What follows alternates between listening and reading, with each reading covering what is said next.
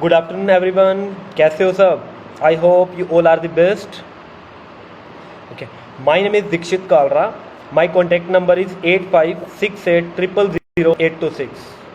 Repeat 8568000826. जैसे कि आपको पता है मेरी रेगुलर लाइव क्लासेस इंस्टा पे चल ही रही हैं. ठीक है, मेरी इंस्टा की जो आईडी है वो है KALRA Kalra INSTITUTE 2016 Kalra institute 2016. आप मुझे इंस्टा की आईडी पर फॉलो कर सकते हैं. ठीक है, अगर किसी को कोई भी डाउट होता है तो वो मेरे कॉन्टैक्ट नंबर पे कॉन्टैक्ट भी कर सकता है, मुझे व्हाट्सअप भी कर सकता है. मेरा व्हाट्सअप नंबर भी सेम ही है. ठीक है, अगर आपको कभी भी फ्यूचर में कोई भी प्रॉब्लम आती है इनकम टैक्स से रिलेटेड, इनकम टैक्स में कभी भी कोई डाउट आता है तो आप मेरे यूट्यूब चैनल को भी सब्सक्राइब कर सकते हो. यूट्यूब का जो चैनल है मेरे दीक्षित कालरा के नाम से ही है. दीक्षित कालरा के नाम से आप सर्च करके आप यूट्यूब चैनल को सब्सक्राइब कर सकते हो, उसको फॉलो कर सकते हो. तो उसमें मेरी सारी की सारी जो वीडियोस हैं इनकम टैक्स से रिलेटेड, जो भी वीडियोस हैं मैं सर डेली अपलोड कर रहा हूँ, तो आप उसमें देख सकते हो. क्लियर? अगर कोई ऐसे नॉर्मल डाउट आता है तो आप मुझे व्हाट्सअप भी कर सकते हो. मेरा व्हाट्सअप नंबर भी सेम है 8568000826. ओके, चलो हम आज का टॉपिक स्टार्ट करते हैं. कल हम कर रहे थे हम TDS क्या होता है? Tax deducted at source. Tax deducted source मैंने आपको बताया था. वो TDS क्या होता है? ये इनकम टैक्स का ही पार्ट होता है. ठीक है, इनकम टैक्स का पार्ट मतलब कि ये TDS जो होता है उसको ना ऑलरेडी काट लिया जाता है. मतलब जो भी गवर्नमेंट ने इनकम पे इनकम टैक्स लेना होता है वो एडवांस में काट लिया जाता है. क्लियर है? जो TDS है इसके मैंने आपको बताया था कि अलग अलग प्रोविजंस होती हैं, अलग अलग सेक्शंस होते हैं, अलग अलग लिमिट्स होती है. एक स्पेसिफाइड लिमिट होती है, उस लिमिट के बाद ही हम TDS काट सकते हैं. ठीक है, और आपको बताया था कि किसकी रिस्पॉन्सिबिलिटी होती है TDS काटना? जो पर्सन अमाउंट पे कर रहा है. क्लियर है? जो पर्सन अमाउंट पे कर रहा है उसकी रिस्पॉन्सिबिलिटी होगी कि TDS कितना काटना है और किस सेक्शन के अंडर काटना है. ठीक है, और ये भी बताया था मैंने आपको कि अगर वो TDS नहीं काटता तो उसको अपनी पॉकेट में से जमा कराना पड़ेगा. मैंने आपको एग्जांपल दिए थे कैसे कैसे सैलरी वगैरह पे, मतलब अलग अलग सेक्शंस में अलग अलग पेमेंट्स में हमारा TDS कटता है. मैंने आपको जो कल सेक्शंस कराए थे उस सेक्शंस में क्या सबसे पहले मैंने आपको कराया था TDS ऑन सैलरी, जो 192 में कवर होता है. हमारा सैलरी का कंप्लीट हो गया था. नेक्स्ट किया था हमने TDS on interest on securities पे जो इंटरेस्ट मिलता है वो 193 में कवर होता है. ये भी हमने कंप्लीट कर लिया था कल. नेक्स्ट किया था हमने 194 TDS ऑन डिविडेंड का भी हमने TDS जो सेक्शन था वो भी कवर कर दिया था, जो 194 में कवर होता है. नेक्स्ट हमने किया था 194A TDS on interest on other than interest on securities के अलावा कोई और इंटरेस्ट मिलता है. जैसे सेविंग अकाउंट का मैंने आपको बताया था, तो पोस्ट ऑफिस का बताया था. सेविंग पे तो चलो TDS नहीं करता, जो टर्म्स डिपॉजिट होता है, जो टर्म डिपॉजिट पे आपका TDS करता है तो वो इस सेक्शन के अंडर कवर हो जाता है. नेक्स्ट आपको मैंने बताया था 194B में क्या बताया था? अगर हम लॉटरी की कोई इनकम आती है, लॉटरी कोई हम प्राइज विन करते हैं लॉटरी का, या कोई क्रॉसवर्ड पजल्स वगैरह से रिलेटेड कोई भी हमें इनकम आती है तो उसमें क्या होता है? उसका हमारा TDS कट जाता है. जैसे मैंने आपको बताया था कि आपको 1 लाख की लॉटरी लगी है तो उसके ऊपर आपका 30% TDS कटेगा. ठीक है, नेक्स्ट मैंने आपको कराया था 194BB, वो था हॉर्स रेसिस से रिलेटेड. मतलब कि अगर कोई भी हम हॉर्स रेसिस, जैसे आप मूवीज़ वगैरह में देखते हो कि हॉर्स रेसिस चल रही होती है तो उनमें जो बेट लगा के जो उनमें जो पैसे रिसीव होते हैं, मतलब जो गवर्नमेंट से ऑथराइज्ड हैं, ऐसे नहीं दूसरे वाले जो गवर्नमेंट से नोटिफाइड है, ऑथराइज्ड हो रखी हैं गेम्स, अगर उनके अकॉर्डिंग अगर हम कुछ विन करते हैं तो वो 194BB में कवर होता है और उसके बाद 30% TDS कट जाता है. क्लियर है? ओके, ये तो हमारा कल वाला टॉपिक था जो मैंने लास्ट क्लास में कवर किए थे. उसके बाद हमारा मोस्ट इंपॉर्टेंट सेक्शन आता है 194C. 194C में क्या होता है? सी फॉर कॉन्ट्रैक्ट से रिलेटेड जो भी हमारा TDS करता है वो 94C में कवर होता है. ठीक है, जो हमारा 194C में होता है सारा का सारा, C मीन्स कॉन्ट्रैक्ट से रिलेटेड जितनी भी पेमेंट्स होती हैं, कोई भी पेमेंट कर रहे हैं तो उस पर एक पर्टिकुलर एक स्पेसिफाइड कंडीशन के बाद आपका TDS कट जाए. क्लियर है? इसमें क्या होता है? मान लो आपको एग्जांपल देता हूँ कि कोई भी कॉन्ट्रैक्टर ने किसी भी पर्सन से कॉन्ट्रैक्टर लिया. ठीक है, मान लो किसी भी पर्सन से, किसी भी इंडिविजुअल कंपनी से किसी भी कॉन्ट्रैक्टर ने कॉन्ट्रैक्टर ले लिया. ठीक है, अगर उस कॉन्ट्रैक्टर ने एक स्पेसिफाइड लिमिट से ज़्यादा उसको पेमेंट की है तो उसकी रिस्पॉन्सिबिलिटी बनती है. किसकी? कॉन्ट्रैक्टर की रिस्पॉन्सिबिलिटी बनती है कि जब आप क्या कहते हैं बिल दे रहे हो, ठीक है, आपको पक्का बिल देना पड़ेगा, ठीक है, आप पक्का बिल दे रहे हो, कॉन्ट्रैक्टर पक्का बिल देगा और सामने वाले की क्या रिस्पॉन्सिबिलिटी, वो पेमेंट कर रहा है, ठीक है। पेमेंट जो आपको मैंने बताया था, जो टीडीएस कौन काटता है, जो पेमेंट कर रहा होता है। अब कॉन्ट्रैक्टर क्या करेगा, पैसा रिसीव करेगा, ठीक है, उस केस में क्या जो सामने वाला है उसका टीडीएस काट लेगा।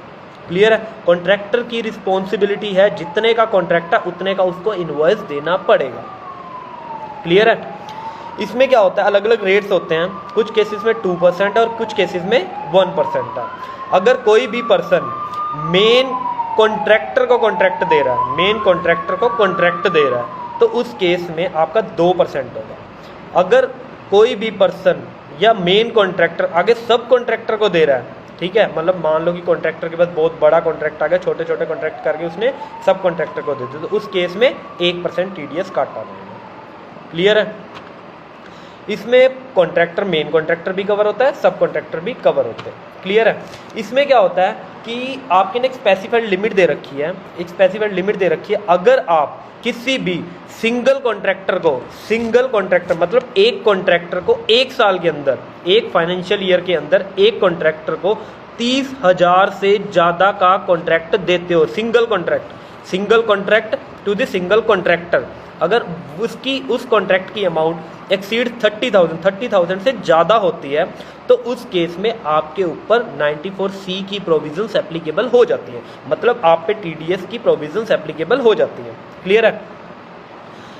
और सेकंड क्या कंडीशन है, अगर आप किसी सिंगल कॉन्ट्रैक्टर को पहले मैं बोला single contract to the single contractor, अब मैं बोल रहा हूं multiple contracts to the single contractor. एक कॉन्ट्रैक्टर होगा, उसको अलग अलग हमने कॉन्ट्रैक्ट्स दिए।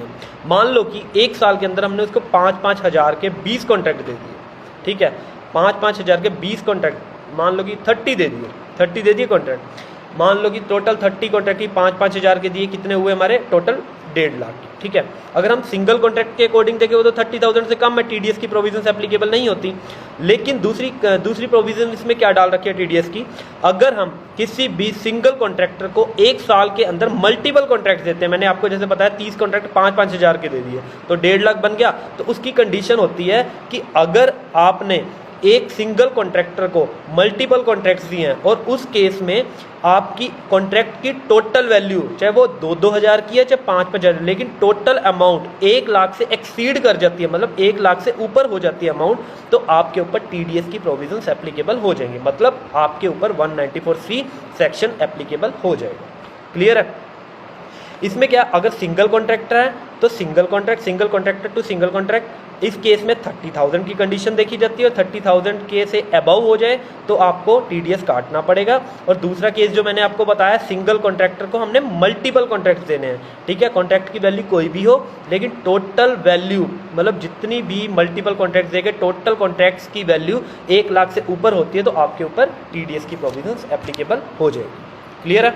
आपको एक बार मैं रीड करा देता हूँ और ठीक है, और प्रॉपर तरीके से आपको एक बार एग्जाम्पल के थ्रू भी समझा दूंगा।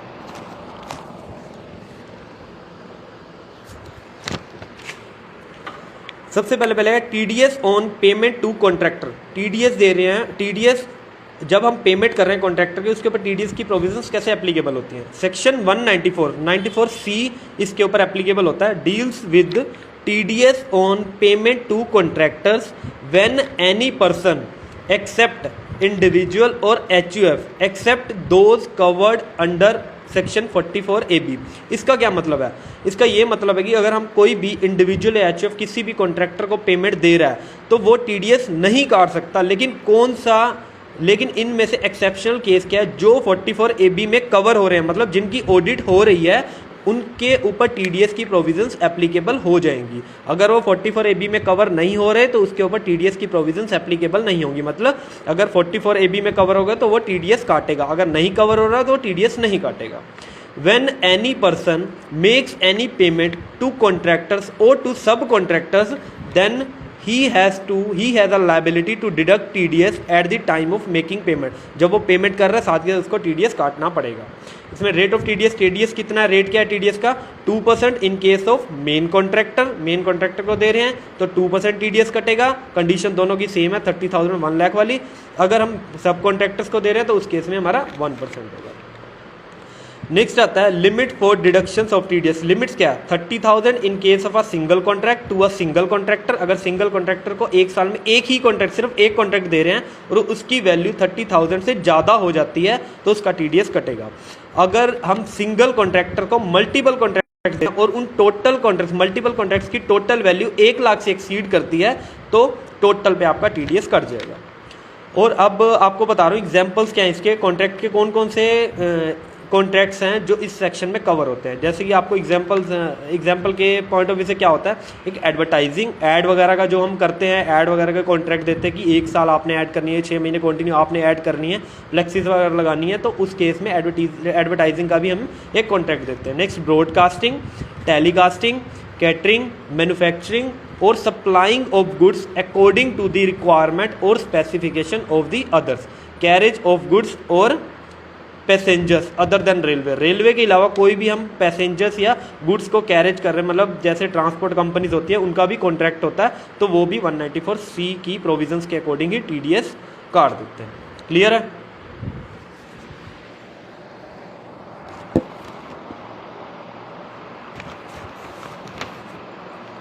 इसमें क्या होता है जो मैंने आपको बताया, इसमें एक पॉइंट पढ़ा हमने कि रिक्वायरमेंट के अकॉर्डिंग, स्पेसिफिकेशन के अकॉर्डिंग हम कोई मैन्युफैक्चरिंग कर रहे हैं। जैसे मान लो कि एक मैन्युफैक्चरिंग, एक गारमेंट्स की कंपनी है, जैसे आप ब्रांड्स में आते हैं, नाइकी वगैरह, ये अलग अलग ब्रांड्स होते हैं, तो ये खुद तो मैन्युफैक्चर करते नहीं हैं, तो ये क्या करते हैं आगे मैन्युफैक्चरिंग के लिए एक जो वर्क पे काम दे देते हैं। ठीक है, जो ये काम आगे देते हैं उनको जो पेमेंट की जाती है, या मान लो कि कोई भी कंपनी है, सामने कस्टमर आया, कोई क्लाइंट आया, उसकी स्पेसिफिकेशन के अकॉर्डिंग हमने काम कर लिया, मतलब उनकी स्पेसिफिकेशन के अकॉर्डिंग जो उनकी रिक्वायरमेंट है उनके अकॉर्डिंग हमने अपना बना लिया। ठीक है, अपना बना लिया, प्रोडक्ट बनाया और उनको बेच दिया। ठीक है, और कोई कस्टमर है, उसकी स्पेसिफिकेशन के अकॉर्डिंग हमने वो प्रोडक्ट बना लिया, मतलब हम अपनी स्पेसिफिकेशन के अकॉर्डिंग नहीं बना रहे, कस्टमर के पॉइंट ऑफ व्यू से जैसे उसको रिक्वायर्ड है हम उसके अकॉर्डिंग उसकी प्रॉपर जो भी उसको प्रोडक्ट चाहिए उसको हम प्रिपेयर कर रहे हैं, मैन्युफैक्चर कर रहे हैं। तो उस केस में क्या होता है, ये भी हमारा कॉन्ट्रैक्ट में कवर होता है। अगर हम एक ही प्रोडक्ट बना रहे हैं, ठीक है, एक ही कॉन्ट्रैक्ट बना रहे हैं, एक ही प्रोडक्ट बना रहे हैं, तो उस केस में क्या होगा, उस केस में ये कॉन्ट्रैक्ट में कवर नहीं होगा। अगर कस्टमर की स्पेसिफिकेशन के अकॉर्डिंग हम कोई प्रोडक्ट बनाते हैं तो हमारा 194C में कवर होता है। जैसे हम नाइकी वगैरह ब्रांड है, ये तो अपनी स्पेसिफिकेशन के अकॉर्डिंग बनाते हैं, तो इनका ऊपर 94C कवर नहीं होता। जब ये आगे कॉन्ट्रैक्ट देते हैं, मतलब मान लो कि कोई किसी पर्सन ने उनको कॉन्ट्रैक्ट दिया कि इसके अकॉर्डिंग बना दो, ये स्पेसिफिकेशन चाहिए या कुछ, अगर वो चेंज आप उनकी स्पेसिफिकेशन के अकॉर्डिंग अपनी मैन्युफैक्चरिंग चेंज करते हैं तो टीडीएस प्रोविजन एप्लीकेबल हो। अगर अपनी स्पेसिफिकेशन के अकॉर्डिंग करते हैं तो टीडीएस की प्रोविजन उनके ऊपर एप्लीकेबल नहीं होगी। क्लियर है? ये हमारा 194C कंप्लीट हो गया यहाँ पे। नेक्स्ट आता है हमारा 194D। 194D में क्या होता है, TDS on insurance commission. Insurance commission में क्या होता है, मान लो कि कोई भी इंश्योरेंस कंपनी होती है। इंश्योरेंस कंपनी क्या होती है, उसने अलग अलग एजेंट अपॉइंट कर रखे होते हैं। ठीक है, इंश्योरेंस एजेंट होते हैं, सेल्स मैनेजर होते हैं, सेल्स पर्सन होते हैं, आईसीज होते हैं, एडीपी एजेंसी डेवलपमेंट पार्टनर, काफ़ी होते हैं इनमें। तो इसमें क्या होता है, कंपनी उनको जितना वो इंश्योरेंस कराते हैं, मतलब वो पॉलिसीज वगैरह लेके आते हैं, पर्सन्स की पॉलिसीज करते हैं, जितनी वो पॉलिसीज करते हैं उनके अकॉर्डिंग उनको कमीशन पे की जाती है। ठीक है, इसको इंश्योरेंस कमीशन बोला जाता है, जो कंपनी, कौन सी इंश्योरेंस कंपनी ही पे करती है, और कोई भी इंश्योरेंस कंपनी के अलावा कोई भी इंश्योरेंस कमीशन पे नहीं कर सकता। ठीक है, इसमें क्या होता है कि जो इंश्योरेंस कंपनी अपने एजेंट्स को, आईसीस को, इंश्योरेंस कंसल्टेंट या एडीपीस को अपनी इंश्योरेंस कमीशन पे कर रही है, मतलब उन्होंने जितना इंश्योरेंस कराया उसके बदले उनको इंश्योरेंस पे कर रही है, तो उसके ऊपर 194D एप्लीकेबल होगा अगर वो इंश्योरेंस कंपनी एक स्पेसिफाइड लिमिट से ज़्यादा उस इंश्योरेंस एजेंट को अमाउंट पे करती है, मतलब इंश्योरेंस कमीशन पे करती है, तो उसके ऊपर 194D की प्रोविजंस एप्लीकेबल हो जाएगी। क्लियर है? 194D में क्या होता है कि अगर कोई भी इंश्योरेंस कंपनी किसी भी इंश्योरेंस एजेंट को एक साल के अंदर 15,000 से ज़्यादा की इंश्योरेंस कमीशन, एक साल के अंदर 15,000 से ज़्यादा की इंश्योरेंस कमीशन पे करते हैं, तो उस केस में उसका 5% टीडीएस कटेगा। अगर कोई इंश्योरेंस कंपनी किसी इंडिविजुअल या एचयूएफ को पेमेंट कर रही है, मतलब if any insurance company is paying insurance commission to an individual और HUF, then the insurance company is liable to deduct a TDS at the rate of 5%, ठीक है, but the amount should be exceed 15,000 in a single financial year. And next, अगर वो किसी individual या किसी individual HUF को ना करके किसी कंपनी को कर रही है, किसी कंपनी को कर रही है पे, तो उस केस में उसका 10% टीडीएस कटेगा। इंडिविजुअल एचयूएफ के केस में 5% और डोमेस्टिक कंपनी के केस में 10% टीडीएस कटेगा। कंडीशन सेम है, स्पेसिफाइड लिमिट सेम है, 15,000 से ज़्यादा अगर कमीशन होगी तो उसको टीडीएस काटना पड़ेगा। क्लियर है? नेक्स्ट आता है TDS on payment under a life insurance policy under section 194DA। 194DA हमारा डी कंप्लीट होगा इंश्योरेंस कमीशन। अब आता है 194DA। डीए में क्या होता है, अगर आपको मान लो कि कोई भी लाइफ इंश्योरेंस की कमीशन मिलती है, मतलब कमीशन नहीं सॉरी लाइफ इंश्योरेंस पॉलिसी की कोई अमाउंट आपको रिसीव होती है, तो उस केस में क्या होता है, अगर वो अमाउंट 1 लाख या 1 लाख से ज़्यादा है, अब तक हम करते आ रहे थे एक्सीड्स वर्ड, लेकिन जो इस पॉइंट में वर्ड है 1 लाख और मोर देन 1 लाख, मतलब 1 लाख भी इसमें इंक्लूड होगा। बाकियों में एक्सीड्स वर्ड था, मतलब 30,000 है तो 30,000 एक्सीड 30,000 इंक्लूड नहीं होता, एक्सीड 30,000 से ज़्यादा है तो। लेकिन इस केस में क्या है, 1 लाख या 1 लाख से ज़्यादा, 1 लाख है या 1 लाख से ज़्यादा की अमाउंट है तो आपका टीडीएस कटेगा। ठीक है, जो इसका रेट है ये है 1%। 194D के अंडर होता है। अगर लाइफ इंश्योरेंस पॉलिसी के अंडर कोई अमाउंट रिसीव होती है तो उसमें अगर 1 लाख से ज़्यादा की अमाउंट है तो उसके ऊपर टीडीएस कटेगा 1%। क्लियर है? 1% टीडीएस 1 लाख या 1 लाख से ज़्यादा की अमाउंट तो 1% टीडीएस आपका कट के आएगा। ठीक है, नेक्स्ट आता है कि ये 194DA कंप्लीट हो गया। नेक्स्ट आता है हमारा 194E।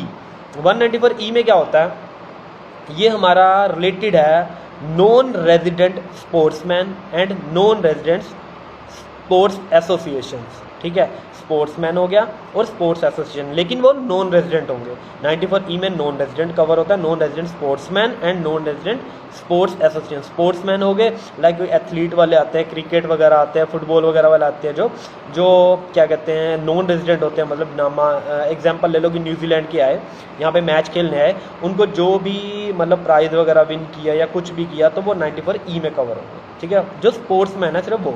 और स्पोर्ट्स एसोसिएशंस क्या होती है, मान लो कि कुछ बाहर की कंपनीज़ ने, मतलब जो नॉन रेजिडेंट कंपनीज़ हैं, उन्होंने हमारे यहाँ कुछ भी गेम्स वगैरह करा दिए, एथलीट्स करा दी, कुछ भी क्रिकेट करा दिया, फुटबॉल का मैच करा दिया, तो उस केस में जो नॉन रेजिडेंट स्पोर्ट्स एसोसिएशंस होती हैं तो वो 94E में कवर हो जाती है। इस केस में क्या होता है, हम जितनी भी अमाउंट उसको पे कर रहे हैं, किसको, नॉन रेजिडेंट स्पोर्ट्समैन को या नॉन रेजिडेंट स्पोर्ट्स एसोसिएशन, इसमें कोई लिमिट नहीं है। इसमें क्या, जितनी भी अमाउंट आपने स्पोर्ट्स एसोसिएशंस को पे की, non resident sports association, non resident sportsman को, तो उस केस में क्या होगा, आपका रेट ऑफ टीडीएस क्या है, 20% आप टीडीएस काट के दोगे, मतलब करके दोगे। इसमें सरचार्ज भी लगेगा अगर एप्लीकेबल है तो, एंड सेस भी लगेगा। सेस तो लगेगा ही लगेगा, जो 4% सेस है हमारा, 2% education cess, 1% secondary and higher education and 1% is a health cess. ठीक है, टोटल 4% आपका सेस लगेगा। सरचार्ज अगर एप्लीकेबल होगा तो लगेगा, अदरवाइज नहीं लगेगा। क्लियर? पैन वो सबमिट करें, कोट करें या ना करें, आपको 20% plus surcharge if applicable plus cess आपको डिडक्ट करना ही करना, ये आपकी रिस्पॉन्सिबिलिटी है। ठीक है, ओके। इफ एनी कंपनी और any individual is paying any amount to the non resident sportsman और sports association, non resident sportsman, non resident sports association, then he has a liability to deduct a TDS at the rate of 20% plus surcharge if applicable plus cess. Okay, चाहे non resident sports association sportsman आपको को pan दें या ना दें, आपको 20% TDS काटना पड़ेगा। ठीक है, ये हो गया 194E। नेक्स्ट आता है 194EE। 194EE में क्या होता है कि टीडीएस, इसमें कैसी प्रोविजंस एप्लीकेबल है, TDS on payment in respect of deposit under NSS. NSS क्या होता है, नेशनल सेविंग स्कीम। इतना इंपॉर्टेंट नहीं है ये सेक्शन। नेशनल सेविंग स्कीम में क्या होता है कि अगर हम उसमें कुछ डिपॉजिट कराते हैं, ठीक है, हमने कोई भी national saving certificate, national saving scheme में हमने कुछ भी डिपॉजिट कराया, अगर उसकी हमने 80CCC में डिडक्शन ले रखी है, अगर हमने किसी भी एनएसएस की डिडक्शन, हमने डिडक्शन वाले चैप्टर में किया, अगर हम एनएसएस में डिपॉजिट कराते हैं, नेशनल सेविंग स्कीम होते हैं 6th issue 8th issue 9th issue जो मैंने आपको बताया था, अगर उस केस में हमने 80 CCA में अगर हमने उसकी डिडक्शन ले रखी है तो उस केस में क्या होगा, ले रखी है तो अगर उस डिपॉजिट की अमाउंट 2500 या 2500 से ज़्यादा, नॉट लेस देन 2500 और मोर, 2500 और मोर देन, इसके ऊपर 10% TDS कटेगा। ठीक है। If we are depositing in the NSS, national saving scheme, then we have to deduct TDS at the rate 10% if we are claiming a deduction under section 80 CCA, but the amount should be 2500 or more. Clear? Next है हमारा 194F। 194F में क्या होता है, TDS on repayment of units of mutual fund covered under section 80 CCB। अगर हमने कोई mutual fund में इन्वेस्ट कर रखा है, तो उस केस में अगर हमने उसकी 80 CCB में डिडक्शन ले रखी है तो उसका 20% TDS कट जाएगा। ये भी इतना इंपॉर्टेंट नहीं है, ये EE भी इंपॉर्टेंट नहीं है, F भी इंपॉर्टेंट नहीं है, ये इतना इंपॉर्टेंट नहीं है, मैंने इसलिए कराया, कई बार आ जाता है तो आप कर सकते हो, लेकिन इतनी ज़्यादा मतलब नहीं है इनके चांसेस आने के। 194EE एंड 194F, जो 194F है उसमें 20% TDS कटेगा। ओके, नेक्स्ट आता है, ये इंपॉर्टेंट है हमारा 194G। 194G में क्या होता है, TDS on commission etcetera on the sale of lottery tickets. अगर कोई लॉटरी टिकट्स, मान लो कि हमारा लॉटरी टिकट्स का काम है, ठीक है, जो गवर्नमेंट से अथॉराइज्ड है, जो बम्पर वगैरह होते हैं वो काम है हमारा। ठीक है, हमें गवर्नमेंट कोई कमीशन दे रही है उसके बदले कि आपने 100 टिकट 200 टिकट जितनी भी टिकट्स बेची उसके बदले आपको कमीशन मिल रही है। अगर उस कमीशन की अमाउंट एक साल के अंदर 15,000 से ज़्यादा होती है तो हमारा उसके ऊपर 5% TDS कट के आएगा। क्लियर है? अगर उस कमीशन की अमाउंट 15,000 से ज़्यादा है, अगर लॉटरी कमीशन, ये 94G है, इंश्योरेंस कमीशन थी 194D, 194G में कवर होती है लॉटरी टिकट्स की कमीशन, अगर 15,000 से ज़्यादा है तो हमारा 5% TDS कट के आएगा। क्लियर? नेक्स्ट आता है हमारा 194H। 194H में क्या है, TDS ऑन कमीशन और ब्रोकरेज। TDS ऑन कमीशन और ब्रोकरेज, मतलब कि पहले आपकी 94D में आई थी इंश्योरेंस कमीशन, 194G में आई है आपकी लॉटरी टिकट्स की कमीशन। अब 194H में क्या आ रही है, कोई भी कमीशन, मतलब लॉटरी टिकट्स और इंश्योरेंस कमीशन के अलावा उसको छोड़ के कोई और कमीशन आती है या ब्रोकरेज आती है। ब्रोकरेज जैसे हम शेयर्स वगैरह सेल कुछ भी करते हैं तो उसमें ब्रोकरेज आती है, तो उस केस में ये 94H में कवर होता है। इसमें सेम की सेम अमाउंट है, स्पेसिफाइड लिमिट क्या है 15,000, कि आप 15,000 से ज़्यादा अगर पैसे पे कर रहे हो, आपको रिसीव हो रही है, तो उस केस में आपका TDS की प्रोविजंस एप्लीकेबल होंगी और इस केस में क्या होगा, आपकी 5% TDS कटेगा। सेम 94G जैसे है, ठीक है, उसमें लॉटरी टिकट की कमीशन है, इसमें अदर कमीशन और ब्रोकरेज है, इसमें सेम 5% है, 15,000 से एक्सीड होगी तो। लेकिन इसमें कुछ एक्सेप्शंस हैं। क्या एक्सेप्शंस है, आपको रीड ही करा देता हूँ ये एक्सेप्शंस मैं दोनों।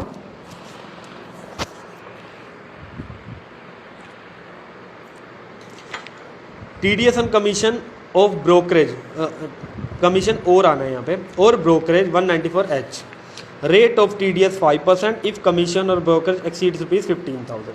एक्सेप्शंस क्या है, एक्सेप्शन ध्यान से पढ़ो, किस केस में हमारा TDS नहीं करता। Commission should not be related to professional services, professional service से रिलेटेड नहीं होनी चाहिए। अगर प्रोफेशनल सर्विसेज रिलेट कर गई तो 194J में कवर हो जाएगी। नेक्स्ट आता है BSNL and MTNL shall not be required to deduct TDS on commission payable to their public call offices. अगर कोई भी BSNL, मान लो कि BSNL जो मेन BSNL की हेड ऑफिस है, अगर उन्होंने अपने पब्लिक ऑफिस, जैसे हमारे राजपुरा में BSNL का ऑफिस है, ये पब्लिक ऑफिस है, तो इस केस में BSNL इस पब्लिक ऑफिस को कोई भी कमीशन पे कर रही है या MTNL अपने पब्लिक ऑफिस को कोई कमीशन पे कर रही है, तो उस केस में आपका TDS नहीं कटेगा, मतलब 194H की प्रोविजंस आप पे एप्लीकेबल नहीं होंगी।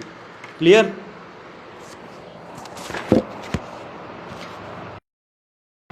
पर हो गया।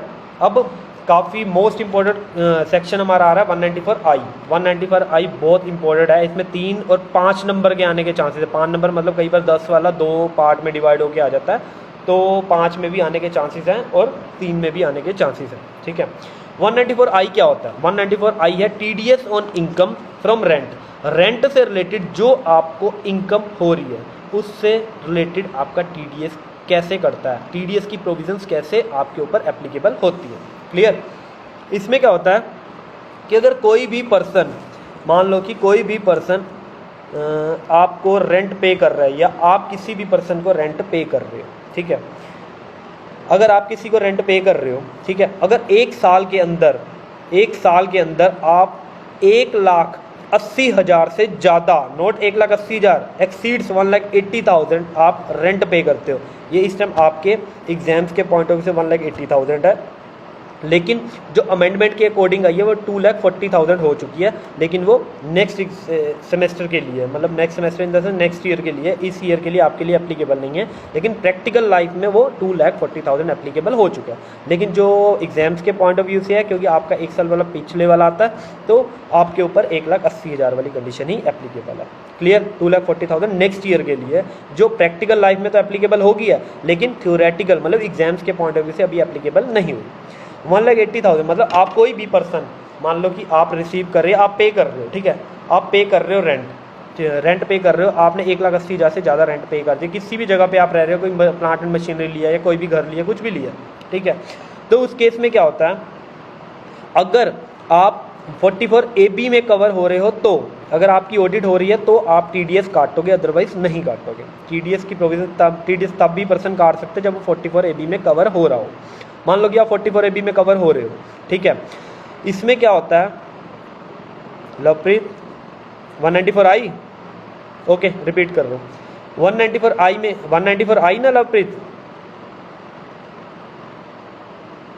ओके रिपीट कर देता हूँ मैं। 194I क्या होता है? TDS on income from rent. Rent जितना भी, मान लो कि आपने 1 साल के अंदर 1,80,000 से ज़्यादा रेंट पे किया, ठीक है, 1 साल के अंदर 1,80,000 से ज़्यादा रेंट पे किया, तो उस केस में क्या होगा कि अगर आप 44AB में कवर हो रहे हैं तो ही आपके ऊपर TDS की प्रोविजंस एप्लीकेबल होंगी, अदरवाइज नहीं होंगी। ठीक है, आपने रेंट पे किया और आप 44AB में कवर हो रहे हो, ठीक है, मैं आपको 2 एग्जांपल दूंगा, एक खुद के पॉइंट ऑफ व्यू से, एक दूसरे के पॉइंट ऑफ व्यू से। अगर हम 44AB में कवर हो रहे हैं, मतलब हम ऑडिट, हमारे अकाउंट्स ऑडिट हो रहे हैं, तो हम TDS काट सकेंगे, अदरवाइज हम TDS नहीं काट सकते। अगर हमने किसी को रेंट पे किया 1,80,000 से, मतलब 1,80,000 तो हमारी थ्योरेटिकल पॉइंट ऑफ व्यू से, थ्योरेटिकल इन द सेंस हमारे एग्जाम्स के पॉइंट ऑफ व्यू से है, लेकिन जो अब अमेंडमेंट हो चुकी है वो 2,40,000 हो चुकी है, जो कि नेक्स्ट ईयर एग्जाम्स के पॉइंट ऑफ व्यू से आएगी, लेकिन प्रैक्टिकल लाइफ में अब एप्लीकेबल हो चुकी है। क्लियर लवप्रीत? इसमें क्या होता है, अगर आपने 1,80,000 से ज़्यादा किसी को रेंट पे किया तो आपको उसका TDS काटना पड़ेगा, अगर आप 44AB में कवर हो रहे हो तो। दूसरा एग्जांपल देता हूँ, मान लो कि आप रेंट रिसीव कर रहे हो, सामने वाला आपको पे कर रहा है, अगर वो 44AB में कवर हो रहा है, आप हो रहे हो चाहे नहीं हो रहे हो, लेकिन सामने वाला अगर 44AB में कवर हो रहा है और वो आपको 1,80,000 से ज़्यादा रेंट पे कर रहा है, तो आपका वो TDS काटेगा। क्लियर है? उसके ऊपर 194I की प्रोविजंस एप्लीकेबल हो जाएंगी। ठीक है, अब इसमें क्या रेट ऑफ TDS क्या है, इसमें 2 रेट हैं, एक तो 2% है, एक 10% है, एक 2% है, एक 10% है। 2% किसके केस में है, मान लो कि हमने कोई प्लांट या मशीनरी या इक्विपमेंट, इन तीनों में से कुछ भी रेंट पे दिया या लिया। ठीक है, दिए तो हम वो काटेंगे, अगर लिए तो हम काटेंगे। ठीक है, तो इस केस में क्या होता है, अगर प्लांट, मशीनरी या इक्विपमेंट कुछ भी आप रेंट पे दे रहे हो, आपके पास रेंट आएगा तो वो TDS काट के आपको देगा। ठीक है, इस केस में आपका 2% कटेगा, अगर प्लांट, मशीनरी या इक्विपमेंट हो तो 2% है। अगर उसके अलावा लैंड, बिल्डिंग, फर्नीचर या फिटिंग है, लैंड, बिल्डिंग, फर्नीचर या फिटिंग, इन चारों में से है, उसका रेंट आपको 1,80,000 से ज़्यादा आ रहा है, तो आपका 10% TDS कटेगा। क्लियर है? प्लांट एंड मशीनरी और equipment 2%, land and building, furniture and fitting 10%। Clear है? इसमें एक्सेप्शन क्या है, इसमें एक एक्सेप्शन है, आपको मैं पूरा का पूरा ही पढ़वा देता हूँ एक बार, सारा का सारा सेक्शन इंपॉर्टेंट, काफ़ी इंपॉर्टेंट सेक्शन है। TDS on income from rent, TDS on income from rent, rent से जो इनकम आ रही है उसके ऊपर टीडीएस की प्रोविजंस कैसे एप्लीकेबल होती हैं, ये एप्लीकेबल होती है 194I के under. Any amount of rent is paid by a person other than individual और HUF other than those covered under section 44AB, for individual HUF को छोड़ के, लेकिन वो इंडिविजुअल एचयूएफ कवर होते हैं इसमें जो 44AB में कवर हो रहे हैं, दूसरे नहीं होते जो 44AB में कवर नहीं होते। The person responsible to deduct tax who is making payment, जो पे कर रहा है उसकी रिस्पॉन्सिबिलिटी है डिडक्ट करने की tax. TDS is applicable if the rent exceeds rupees 1,80,000, जो कि प्रैक्टिकल लाइफ में आप 2,40,000 हो चुके हैं, लेकिन एग्जाम्स के पॉइंट ऑफ व्यू से 1,80,000 ही है एक साल का per annum. Rate of TDS 2% for use of plant, for use of machinery और प्लांट और equipment, and 10% for the use of land and building, furniture और फिटिंग्स। ठीक है, एक्सेप्शन, ये मेन पॉइंट है, ये पढ़ो क्या है एक्सेप्शन, इसमें किस चीज़ पे आपका टीडीएस नहीं करता। No TDS on rent, rent पे टीडीएस नहीं करता, कौन से रेंट पे, if the rent is paid to a business trust, business trust को अगर हम रेंट पे कर रहे हैं तो ये टीडीएस की प्रोविजंस एप्लीकेबल नहीं करता। और real estate investment, real estate investment trust, real estate investment trust है या बिजनेस ट्रस्ट है, इस केस में हमारा टीडीएस एप्लीकेबल नहीं होता। ठीक है, ये हो गया हमारा 194I जो मोस्ट एंड मोस्ट इंपॉर्टेंट है। क्लियर। नेक्स्ट आता है हमारा 194IA, इंपॉर्टेंट है बट इतना नहीं है। जो नेक्स्ट है I मोस्ट इंपॉर्टेंट है। ठीक है, 194IA में क्या होता है, 194IA, आई हमने रेंट वाला किया, IA में क्या होता है, TDS on purchase of immovable property, immovable property which can not be move, मतलब जैसे लैंड होगी, बिल्डिंग होगी, वो मूव नहीं हो सकती एक जगह से दूसरी जगह विदाउट डिसमेंटलिंग। इमूवेबल का मतलब है which can not to carry without dismantling, जो एक जगह से दूसरी जगह पर नहीं ले जा सकती तोड़े बिना, मतलब डिसमेंटलिंग, डिसमेंटल किए बिना उसको तोड़ा नहीं जा सकता। ठीक है, नेक्स्ट आता है, इसमें क्या होता है 194I में, अगर मान लो कि हमने कोई भी प्रॉपर्टी सेल की, ठीक है, कोई भी प्रॉपर्टी सेल की है, इमूवेबल प्रॉपर्टी, इमूवेबल प्रॉपर्टी कोई भी हमने सेल की, ठीक है, उसके ऊपर जो बायर है हमें कंडीशन पर हमें पेमेंट दे रहा है, उस केस में हमें पेमेंट दे रहा है। मान लो उस अमाउंट, मतलब जो हमारी इमूवेबल प्रॉपर्टी है उसकी वैल्यू 50 लाख या 50 लाख से ज़्यादा है, 50 लाख या 50 लाख से ज़्यादा है। क्लियर। अगर 50 लाख या 50 लाख से ज़्यादा अगर पे कर रहा है वो, तो उस केस में क्या होगा, उसकी कंडीशन होगी कि उसको उसके ऊपर 1% टीडीएस काटना पड़ेगा, 1% टीडीएस काटना पड़ेगा। ठीक है, अगर अमाउंट 50 लाख या 50 लाख से ज़्यादा है तो, अगर उस 50 लाख से कम है, 50 लाख नहीं 50 लाख से कम है तो टीडीएस की प्रोविजंस एप्लीकेबल नहीं होंगी। अगर ज़्यादा है तो इमूवेबल प्रॉपर्टी है, only immovable property but other than agriculture land, agriculture land इसके बीच में कवर नहीं होती, इसमें एग्रीकल्चर लैंड कवर नहीं होती। ठीक है, अगर कोई और इमूवेबल प्रॉपर्टी है, अगर वो हम सेल करते हैं तो उसके अंदर 50 लाख से ज़्यादा है तो उस केस में जो पेमेंट कर रहा है उसकी रिस्पॉन्सिबिलिटी होगी वो टीडीएस काट के दे। क्लियर है। नेक्स्ट आता है 194J, ये मोस्ट एंड मोस्ट इंपॉर्टेंट है। 194J में क्या होता है, TDS on fee for professional receipt और टेक्निकल सर्विसेज। अगर कोई प्रोफेशनल सर्विसेज मिल रही है, प्रोफेशनल सर्विस क्या होती है, लाइक डॉक्टर्स की सर्विस होगी, कोई डॉक्टर आपको सर्विस दे रहा है, कोई आपको चार्टर्ड अकाउंटेंट दे रहा है, कोई आपको लॉयर दे रहा है, कोई आर्किटेक्ट दे रहा है, ये सारे प्रोफेशनल्स होते हैं। तो अगर वो आपको कोई सर्विसेज प्रोवाइड कर रहे हैं तो उस केस में क्या होता है, एक स्पेसिफाइड लिमिट के बाद ना आपका टीडीएस कटता है। ठीक है, मान लो कि आपने किसी भी प्रोफेशनल को, if you are paying any amount to the professional, if that amount exceeds the specified limit then you are liable to deduct TDS if you are covered under section 44AB। अगर आप 44AB में cover हो रहे हो और आप किसी भी पर्सन को आप प्रोफेशनल को कोई भी आप अमाउंट पे कर रहे हो, अगर वो स्पेसिफाइड लिमिट से ज़्यादा पे कर रहे हो एक साल के अंदर, तो आप TDS उसका काटोगे अगर 44AB में कवर हो रहे हो तो। इसमें क्या होता है, इसमें प्रोफेशनल रिसिप्ट कवर होती है, प्रोफेशनल सर्विसेज जैसे आपको मैंने सारी प्रोफेशनल बताई, टेक्निकल जो टेक्निकल एक्सपर्ट्स होते हैं वो सर्विसेज देते हैं, और रॉयल्टी जो मैंने आपको ऑथर और पेटेंट वाला केस बताया था वो भी रॉयल्टी भी इसी में कवर हो जाती है 194J में। सारी professional and technical and royalty cover होती है 194J में। अगर आप किसी भी प्रोफेशनल, किसी भी टेक्निकल या किसी को भी रॉयल्टी पे कर रहे हो, if the amount of that commission और दैट अमाउंट मतलब that fee exceeds ₹30,000, then you are exceeds 30,000, 30,000 से ज़्यादा हो रही है, then you are liable to deduct TDS at the rate of 10% if you are covered under section 44AB। अगर आप 44AB में कवर हो तो आपको 10% TDS काटना पड़ेगा। मान लो कि आप प्रोफेशनल हो, आपके पास 30,000 से ज़्यादा अमाउंट आ रही है एक साल के अंदर, किसी भी एक सिंगल क्लाइंट से 30,000 से ज़्यादा अमाउंट आ रही है तो आपका वो TDS काट के देगा। मान लो कि आपकी 50,000 आ रही है, 5,000 TDS 10% 5,000 TDS काट के आपको नेट 45,000 वो पे कर दे। क्लियर है? जो 5,000 ये TDS काटा ये गवर्नमेंट के अकाउंट में डिपॉजिट हो जाएगा। ठीक है, इसको एक बार मैं आपको रीड कराता हूँ। और इसमें एक और भी है, अगर आप पैन वगैरह नहीं कोड करते तो आपका 20% TDS कटेगा, 10% की जगह। ठीक है, एक बार रीड करा देता हूँ। इसमें क्या है, first TDS on fee for professional और technical services under section 194J। 194J में होता है प्रोफेशनल और technical services. This section is applicable on all person except individual और HUF, एक्सेप्ट इंडिविजुअल HUF को छोड़ के, लेकिन वो इंडिविजुअल HUF कवर होते हैं जो 44AB में कवर होते हैं। सारे इंडिविजुअल HUF नहीं, जो जिनकी ऑडिट होती है तो वो काट सकते हैं, बाकी के इंडिविजुअल नहीं काट सकते। हु इज़ मेकिंग पेमेंट, जो पेमेंट कर रहे हैं ऑफ किस किस चीज़ की, फ़ी for professional services, fee for technical services, fee for royalty, fee for professional services, fee for technical services and fee for royalty. Royalty पे कर रहे हो, टेक्निकल सर्विस पे कर रहे हो, प्रोफेशनल सर्विस पे कर रहे हो तो आपके ऊपर 194J की प्रोविजंस एप्लीकेबल हो जाएगी। रेट ऑफ TDS के 10% and 20% if pan is not coded. 10% तो स्पेसिफाइड रेट है, 20% कब है, अगर आपने पैन नहीं दिया तो।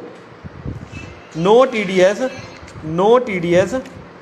if payment is made before 1st July 1995 और amount does not exceed ₹30,000। 30,000 की लिमिट है, 30,000 से ज़्यादा होगी तो TDS कटेगा, अदरवाइज नहीं कटेगा। और क्या, अगर 1 जुलाई 1995 से पहले आपने कोई पेमेंट कर रखी है तो उसके ऊपर भी TDS की प्रोविजंस एप्लीकेबल नहीं होती।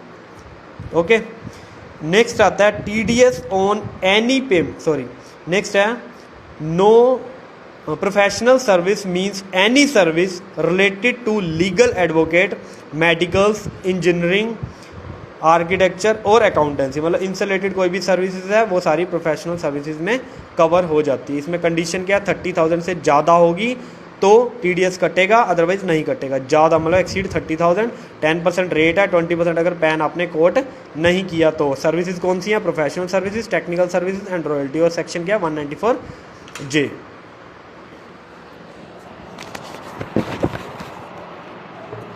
लास्ट सेक्शन आता है हमारा TDS ऑन एनी पेमेंट। 195 का था,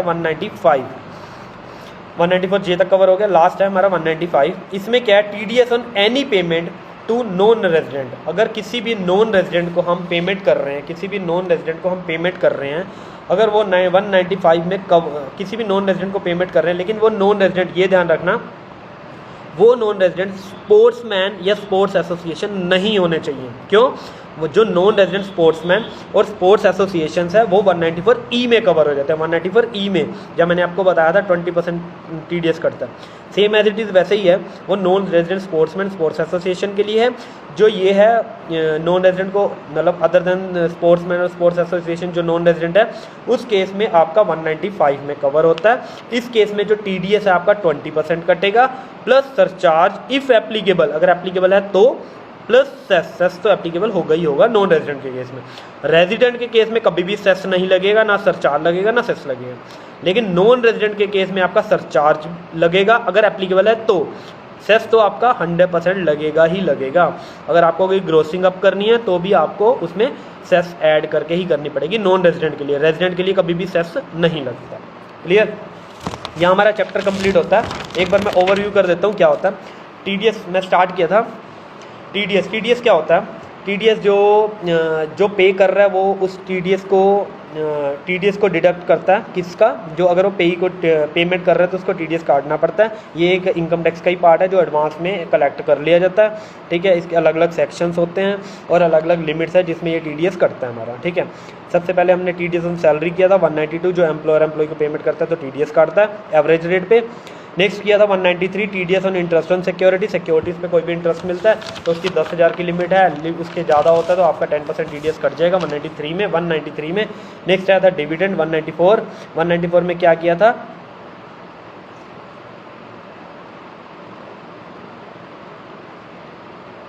ओके हमने 194 में क्या किया था, 194 में डिविडेंड किया था। अगर 222 A B C D में कवर होता है तो एग्जाम्प्ट है, अगर E में कवर होता है तो उसके ऊपर TDS की प्रोविजंस एप्लीकेबल हो जाती है। नेक्स्ट किया था 194 A TDS on interest other than interest on securities. Interest securities के इंटरेस्ट के अलावा आपको पोस्ट ऑफिस में कोई भी टर्म डिपॉजिट का या कोई बैंक में टर्म डिपॉजिट का इंटरेस्ट मिलता है तो उस केस में आपका TDS कटेगा और 194 A आप पे एप्लीकेबल है। नेक्स्ट है 194 B किया था विनिंग्स का, जो 30,000 से ऊपर 30% TDS कट जाता है। लॉटरी टिकट से लॉटरी इनकम थी जो। नेक्स्ट आया था हॉर्स रेसिस वाला 194 B, इसमें भी 10,000 से ऊपर होगी तो 30% TDS कटेगा। 194 B में जो था लॉटरी और क्रॉसवर्ड का था, उसमें 10,000 से ज़्यादा होगी तो 30% TDS कटेगा। हॉर्स रेसिस में 194 B भी है, ये भी 10,000 से ज़्यादा अमाउंट होगी तो आपका 30% TDS कटेगा। नेक्स्ट है TDS on payment to contractor किया था आज हमने किया कॉन्ट्रैक्टर का 194 C में। 194 C में हमने क्या किया, 2% और 1% है। 30,000 की कंडीशन थी और 1 लाख की कंडीशन थी। 1 लाख पहले 75,000 की थी, अब 1 लाख की हुई है। 30,000 और 1 लाख की कंडीशन है, इसके अकॉर्डिंग अगर आप कॉन्ट्रैक्ट देते हो तो आपका TDS की प्रोविजन एप्लीकेबल है।